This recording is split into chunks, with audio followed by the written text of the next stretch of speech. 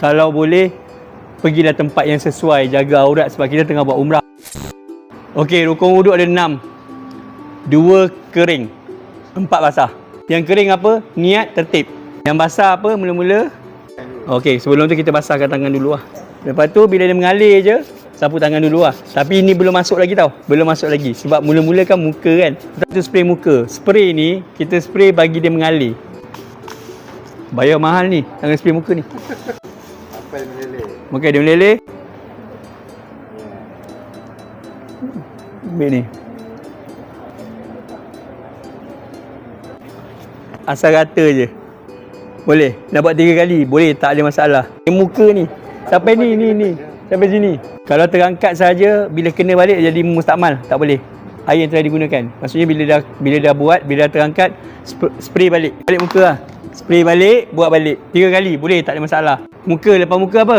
Tangan. Tangan spray lah. Jadi ni dah mengalir. Lepas tu, sapu lah.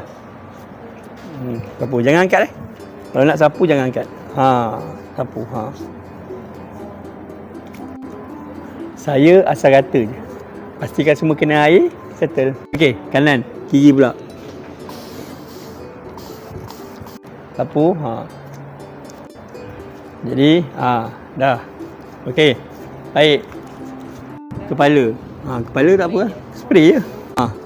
Sapu je kepala. Okey, lepas tu kaki. RM1.5 je. Betul ni? Betul. Nampak macam mahal ni? Dia miss. Mudah.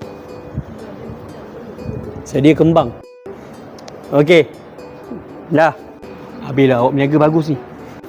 Okey, dah. Dah ambil sembahyang. Lepas tu doa. Selesai.